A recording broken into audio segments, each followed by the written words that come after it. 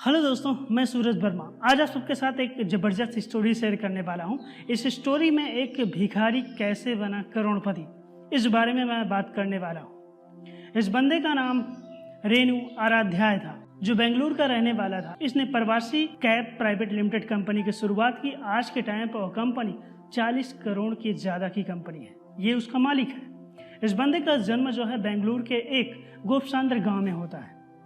इसके पिता एक पुजारी थे और राज्य सरकार द्वारा अपॉइंटमेंट किए जाते हैं एक मंदिर में, और वहाँ पे सुबह शाम मंदिर की पूजा करवाते हैं। उसके उपलक्ष्य में गवर्नमेंट इन्हें कोई भी सेवा वेतन नहीं देती है। जो भी सुबह शाम दान आता है उसी पर यह अपना गुजारा करते थे। लेकिन सुबह शाम पूजा आरती करने के बाद इतना ज़्यादा दान इकट्ठा नहीं हो पाता था जिसकी वजह से इनका घर चल सके। इस वजह से या सुबह की आरती करने के बाद भिक्षा मांगने के लिए निकल पड़ते और ये अपने पिता की सहायता करने के लिए रेणुका भी उनके साथ ही जाया करते थे। 11 साल की उम्र में जब ये 6th क्लास में थे तो इनके पिता ने इनको एक चर्म रोगी बुजुर्ग के यहाँ काम करने के लिए लगा दिया। यह चर्म रोगी बुजुर्ग का पूरा सेवा पानी करते थे। सुबह शाम उसकी बॉडी की मालिश करना और उसके बाद उस पर दवाइयों को मलना, सारा काम इसी का था। एक ब्राह्मण खानदान की होने की वजह से या सुबह शाम पूजा पाठ करने का काम भी इन पर सौंप दिया गया। ये वहाँ पर सुबह पूजा करने के बाद या स्कूल के लिए निकल पड़ते और शाम के टाइम जब स्कूल से पढ़ के आते पुनः उस बुजुर्ग के यहाँ काम करने लगे। 1-2 वर्ष के उपरांत इनके पिता ने चिकपेट आश्रम में इनका दाखिला करवा दिया। वहाँ पर सुबह शाम 2 ही टाइम खाना दिया जाता था, सुबह 8 बजे और रात को 8 बजे। और सारा दिन भूखा होने की वजह से इनका दिमाग पढ़ाई में नहीं लगता। सारा दिन यहाँ इनका दिमाग भोजन पर ही लगा रहता था। ये सोचा करते थे कि मैं दिन का भोजन कैसे इकट्ठा करूँ जिसकी वजह से अपना पेट भर सकूँ और मैं पढ़ाई कर सकूँ। उस आश्रम में वेद पुराण और संस्कृत का अध्ययन लेना अनिवार्य था। इनके जो सीनियर थे किसी के बच्चों का नामकरण, विवाह कार्यक्रम में पूजा पाठ करने के लिए जाते थे। इन्होंने सोचा कि अगर मैं भी अपने सीनियर के साथ कार्यक्रम में जाऊं तो शायद मेरे भोजन का निवारण हो सकता है। इन्होंने अपने सीनियर से बात की और सीनियर्स ने एक ही शर्त पर इन्हें ले जाने के लिए एग्री हुए। सीनियर्स ने कहा कि तुम्हें मेरे सारे काम करने पड़ेंगे। ये जो है सीनियर का काम करने के लिए रेडी हो गए और सीनियर इन्हें अपने सारे घर के काम, अपने रूम के काम, कपड़े लत्ते सारे काम दिया करते थे। और इस वजह से धीरे धीरे इन्होंने संस्कृत की पढ़ाई भी करना शुरू कर दिया था और उसके बाद सीनियर के साथ यह नामकरण कार्यक्रम में जाने लगे और इस तरह इन्होंने अपने भोजन की समस्या का निवारण किया। टाइम बीतता जा रहा था और सीनियरों की इतनी ज़्यादा सेवा करने की वजह से यह पढ़ाई में इनका दिमाग नहीं लग पा रहा था और पढ़ाई का टाइम भी नहीं मिलता था, जिस वजह से ये क्लास 10th में फेल हो गए। कुछ टाइम बाद इनके पिता का भी स्वर्गवास हो गया और इनके भाई बहन और माँ का सारा जिम्मा इनके कंधे पर आ गया। इन्होंने पढ़ाई छोड़कर काम की खोज में बाहर निकल पड़े।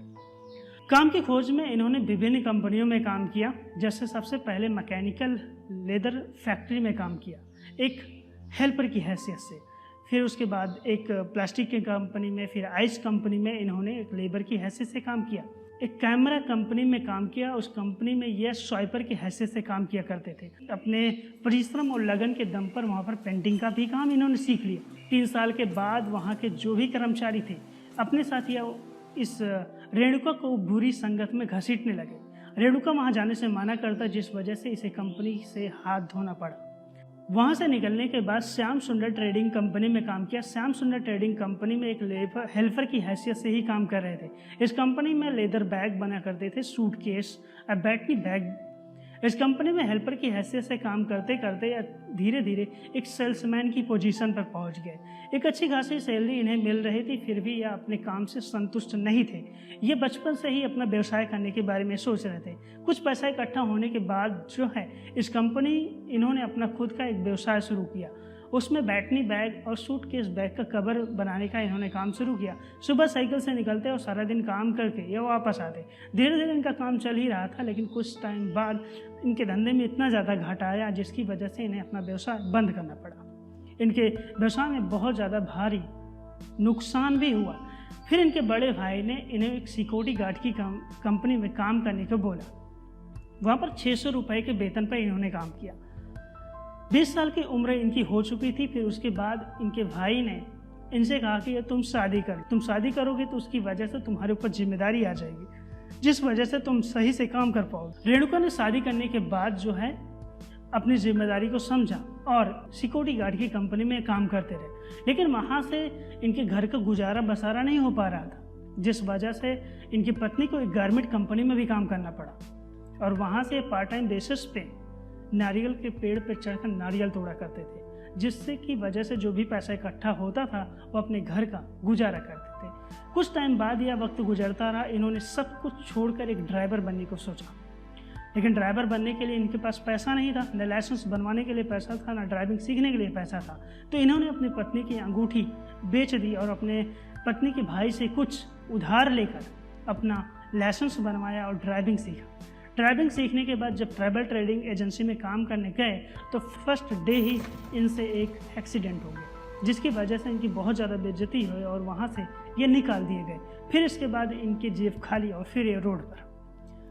फिर एक सज्जन पुरुष मिले जिनका नाम सतीश सेट्टी था। सतीश सेट्टी ने इन पर विश्वास किया और अपनी ट्रैवल एजेंसी में इन्हें काम करने के लिए दे दिया। वो देख रहे थे कि यह बंदा सच्ची लगन के साथ काम कर रहा है, परिश्रमी भी है। उनकी प्रीवियस चीज़ों को पहचाना और उसके बाद अपनी ट्रैवल एजेंसी में काम करने के लिए बोल दिया। वहाँ पर ही इन्होंने बहुत आत्मविश्वास के साथ परिश्रम से काम किया और वहाँ के जितने भी पैसेंजर से धीरे धीरे इनका नाम शुमार होने लगा और उसके बाद इन्होंने कभी पीछे मुड़कर नहीं देखा। वहाँ से काफ़ी ज़्यादा पैसा इकट्ठा होने के बाद इन्होंने एक दूसरी ट्रैवल एजेंसी में काम किया, Nehru travel agency. Nehru travel agency का काम था कि डेड बॉडी को ट्रांसपोर्टेशन करना। जब इन्होंने इनके पास ये अवसर आया तो इन्होंने ये अवसर अपने हाथ से जाने नहीं दिया और पूरे 4 सालों तक काम किया और 300 से 400 डेड बॉडी को एक स्थान से दूसरे स्थान पर इन्होंने भेजा। वहाँ से निकलने के बाद इन्होंने एक दूसरी ट्रैवल एजेंसी में काम किया। उस ट्रैवल एजेंसी का काम ये था कि वहाँ पर फॉरेनर को इन्हें घुमाना था, उसके बदले में इन्हें कुछ फॉरेनर जो है डॉलर में टिप दिया करते थे। इनको बहुत अच्छा लगने लगा वो काम। इसके बाद इन्होंने वहाँ पर कई सालों तक काम किया और इन्हों के पास जब काफ़ी ज़्यादा पैसा इकट्ठा हो गए तो अपने पत्नी के पीएफ फंड से और अपना पैसा इकट्ठा करके इन्होंने एक कंपनी की शुरुआत करने की सोची। इन्होंने सबसे पहली कंपनी शुरू की city safari company. City safari company का इन्होंने शुरुआत करके वहाँ का एक मैनेजर बन गए। दिन रात चौगनी मेहनत करके तरक्की करने लगे, लेकिन यह बंदा थक कर बैठने वाला नहीं था। इन्होंने बैंक से लोन लेकर एक इंडिका कार खरीदी और 1.5 साल के भीतर इन्होंने दूसरी कार खरीदी और कुछ सालों में इन्होंने 5 गाड़ियाँ खरीद चुके थे और उसी के जरिए अपना काम करते थे। 2006 में इनके पास एक अवसर इनका दरवाज़ा खटखटाने लगा। इन्होंने उस अवसर को पहचाना और अपनी ज़िंदगी का सबसे बड़ा जोखिम लेने के लिए तैयार हो गए। इन्होंने अपनी सिटी सफारी कंपनी जो अच्छी खासी चल रही थी उसे बेच दिया। इंडियन सिटी टैक्सी कंपनी जो बिक रही थी इन्होंने खरीद लिया। उसके बाद इन्होंने उस कंपनी का नाम बदलकर प्रवासी कैब प्राइवेट लिमिटेड रख दिया। उस कंपनी में इन्होंने शिद्दत से काम करना शुरू किया और कुछ टाइम बाद धीरे धीरे आगे बढ़ने लगी। फिर उसके बाद इन्होंने टैक्सी कंपनी से जो इनकी गाड़ियाँ टैक्सी में चलती थी वहाँ से निकाल कर बड़े बड़े कॉरपोरेट में लगाने के लिए इन्होंने डिसीजन लिया। वहाँ पर जो है इनके पास एक बहुत बड़ा चैलेंज भी था, बट इनके लिए सीखने का बहुत बड़ा अवसर भी था। इनके लिए यह बेनिफिट था। सबसे पहले इन्होंने अमेजॉन इंडिया के साथ काम करना शुरू किया। उस टाइम इनके पास 15 मेंबर और 4 गाड़ियाँ थी। कुछ टाइम बाद जो है अमेजॉन इंडिया भारत में धीरे धीरे अपनी ग्रोथ करने लगी। उसके साथ साथ प्रवासी कैब प्राइवेट लिमिटेड कंपनी भी अपना उजागर करने लगी। रेणुको को यह बात समझ में आ गई थी कि अब हम जिंदगी में कभी भी पीछे मुड़कर नहीं देखने वाले। इस तरह धीरे धीरे उनकी कंपनी की ग्रोथ होने लगी और आज के टाइम पे 200 से 300 गाड़ियाँ उनकी कंपनी में चलती है। लेकिन उसके बाद इन्होंने कई सारी ब्रांचें खोली और एक दूसरी ब्रांच में इनके पास 275 गाड़ियाँ हैं, जिससे यह बड़े बड़े कारपोरेट में अपनी गाड़ियाँ शेयर करते हैं। ओला उबर जैसी बड़ी कंपनियां आने की वजह से भी इसीलिए मार्केट में बसे पड़े हैं क्योंकि अपने ग्राहकों को समझते हैं और सही ढंग से उनकी सर्विस दे रहे हैं। इसके साथ साथ इन्होंने बहुत बड़ी बड़ी नामी कंपनियों के साथ भी काम किया। गूगल, वाटमैट, सीगेट्स, जनरल मोटर्स के साथ भी काम किया है। इन्होंने अपने ग्राहकों को समझा और सच्ची लगन और आत्मविश्वास के दम पर ग्राहकों की सेवा करते। ओला उबर जैसी कंपनियां आई मार्केट में, फिर भी इस बड़ी नामी कंपनी का नाम आज भी शुमार है। आज के टाइम पर इनके पास 1000 से ज़्यादा मेंबर है और आज के टाइम पे इनकी कंपनी का टर्नओवर 40 करोड़ रुपए है पर ईयर। ये इस कंपनी के मालिक हैं और साथ साथ 3 स्टार्टअप कंपनी का डायरेक्टर भी हैं। दोस्तों, जब एक भीख मांगने वाला लड़का इतनी बड़ी कंपनी का निर्माण कर सकता है तो इस दुनिया में कुछ भी इम्पॉसिबल नहीं है। अगर हम अपनी सच्ची लगन और मेहनत के दम पर अपने डिज़ायर को पहचान लें, अपनी बर्निंग डिज़ायर को समझ लें, तो हम कुछ भी कर सकते हैं। दोस्तों, इस दुनिया में कोई भी प्रोफेशन छोटा या बड़ा नहीं होता। कोई बाल काट कर अमीर बन रहा है, कोई मोमोज बेचकर अमीर बन रहा है, कोई जूता बेचकर बन रहा है। पर आप जितने भी बिजनेसमैन लोगों को देखोगे वो सारे पढ़े लिखे नहीं हैं। वो अपने किसी न किसी एक डिज़ायर को पहचाने, उस डिज़ायर को पहचान कर उसको बर्निंग डिज़ायर में बदल दिया और अपने पैशन के रूप में उस पर काम करने लगे। आज के टाइम पे वो करोड़ों कमाते हैं। दोस्तों, उसी तरह आराध्या ने, रेणुका ने भी अपने डिज़ायर को पहचाना। जब इन्होंने ड्राइविंग सीखना शुरू किया तो इनका जिद थी, एक पैशन बन गया था कि अब मैं ड्राइविंग ही करूँगा, इसकी अलावा कोई भी काम नहीं करूंगा। इस वजह से इन्होंने प्रवासी कैब प्राइवेट लिमिटेड कंपनी की स्थापना की और आज के टाइम पे इतना ज़्यादा जनरेट करती है कंपनी। टर्नओवर 40 करोड़ रुपए, मामूली रकम नहीं होती। दोस्तों, अगर यह कहानी आप सबको पसंद आई हो तो अपने दोस्तों के साथ ज़रूर शेयर करिएगा, क्योंकि इस कहानी में एक बच्चे की लाइव स्टोरी है। आप इसको जाके गूगल पे सर्च कर लीजिएगा, आपको सारी कुछ मिल जाएगी, सारी स्टोरी आराध्या रेणुका की। दोस्तों, आज के वीडियो में बस इतना ही। मिलते हैं नेक्स्ट वीडियो में। अब जीत हमारी होगी। Subscribe now and press the bell icon. Never miss an update.